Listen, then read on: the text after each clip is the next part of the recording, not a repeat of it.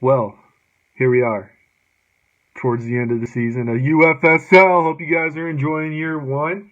I'm coming to you to bring you this upcoming year two MLB draft order. So make sure you watch this whole video. It's going to be around 4 or 5 minutes. So sorry you have to struggle through listening to me talk for a little bit. Tight season going down to the wire. We have a lot that still has to happen to determine who's going to actually get a payday. We have potentially 8 managers that are still in this to get paid. So you clean house, you take home $725. Maybe fund that golf fee for this summer coming up. So let's get to it. Lottery draft style for year two. So this will be for all sports. We're kicking it off with MLB and to start the entire year two season. And what the lottery means is we will take teams that didn't make the playoffs in that particular sport.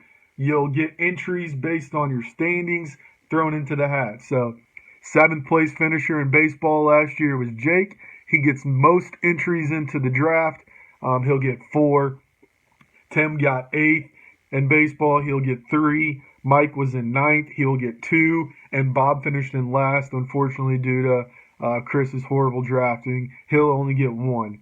So we'll do this for all sports. We'll kick it off with baseball. So here we go. Just kind of show you what I did.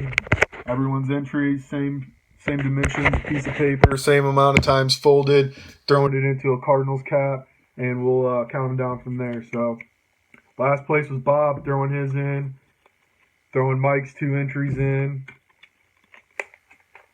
throwing Tim's 3 entries in,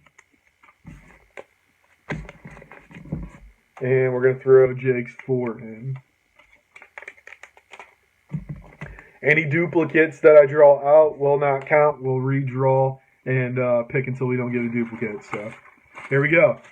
First overall pick, MLB year 2. I know, it's exciting. Mr. Jake, congratulations. They got the Indiana State hat on for you too, man. You're going to need that first pick because you suck. Pick number 2, Mr. Mike.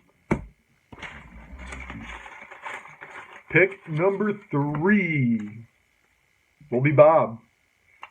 And that leaves pick 4 for Tim. I'm not even going to draw it out. So year 2 MLB draft order is Jake, Mike, Bob, Tim.